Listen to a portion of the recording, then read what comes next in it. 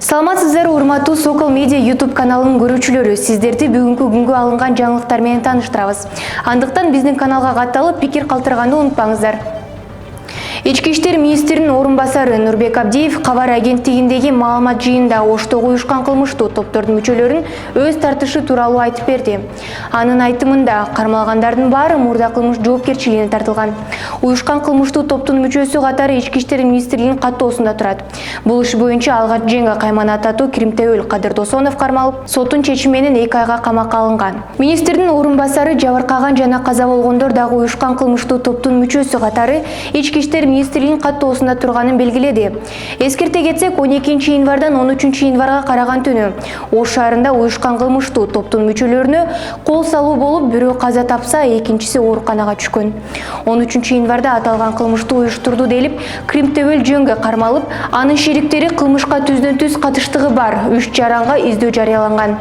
Ошондой эле кечээ 14 январда аталган кылмышка шектелип, дагы 2 жаранга издөө жарыяланган. Ал эми 13 январда издөө салынган 2 жаран 14 январда Чүй облусунун аймагында кармалган.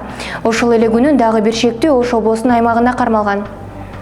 Кыйраган учактын ичиндеги 72 адамдын баары каза болгон. Непалда кулаган учактын акыркы секундалары жүргүнчүлөрдүн бири тартып алган видеого түшүп калган.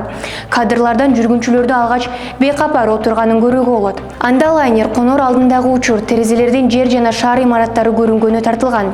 Бир маалда жарылуу болуп, өрт чыгып, кыйкырык угулат. Кийинчерээк уюлдук телефон учактын сындыктарынын алдында табылган.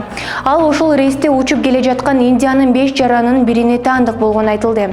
Кечээ Yeti Airlines компаниясынын Катмандуудан учкан ATR-72 турбовинттүү жүргүнчү учагы Пахарадагы эски жана жаңы аэропорттордун ортосунда кулап түшкөн.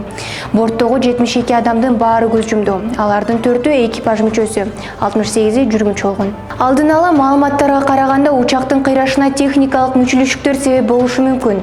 Кырсыктын чоо жайын атайын комиссия иликтеп, 45 күндүн ичинде кортуңду бериши керек. Ички иштер министрлиги айрым ишкерлер жана кээ бир саясатчылар уюшкан кылмыштуу топтор менен байланышта деген маалымат бар. Бул тууралуу Ички иштер министрлигинин орун басары Нурбек Абдиев маалымат жыйынында учурунда билдирди. Ички иштер министрлигинде айрым ишкерлер жана саясатчылар уюшкан кылмыштуу топторду каржылап, алар менен чогуу ишкердик жүргүзүүдө деген маалымат бар. Ички иштер министрлигинин жакын арада текшерүү жана тергөө амалдарын жүргүзүүдө жана уюшкан кылмыштуу топторго каржылык колдоо көрсөткөн жарандар жоопкерчиликке тартылат, деди Нурбек Абдиев. Кыргызстан Лебединов ГЭСин модернизациялоо үчүн Европа реконструкциялоо жана өнүктүрүү банкынын насыя жана грант алып жатат. Макулдашуунун долбоору Жогорку Кеңештин экономикалык жана фискалдык саясат боюнча комитетинин кароосуна жөнөтүлдү. Бул тууралуу депутат Дастан Бекешев билдирди. Анын айтымында насыянын суммасы 8 миллион 800 миң еврону түзөт. Ал эми 5 миллион евро гранттык каражат. Ал кошумчалагандай, насыя 1% үстөк менен 15 жылдык мөөнөткө алынат. Мындан тышкары өзгөрүлмө курс дагы бар, деп белгиледи Дастан Бекешев. Эске сала кетсек, Лебединов ГЭСи 1948-жылы ишке киргизилген. Кыргызстанда электр жабдууларды сактап калуу үчүн өчүрүүлөр болууда. Бул тууралуу кабар агенттигинин маалымат жыйынында Кыргызстан улуттук электр тармагы ишканасынын башкы директору Алтынбек Рыспеков билдирди.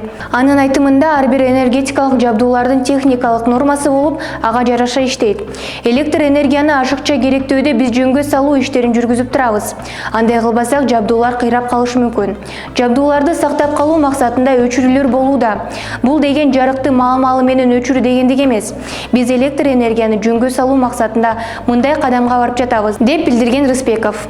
Учурда өлкө аймагында 240-250 авариялык бригада күчөтүлгөн тартипте иштеп жатканы маалымдады.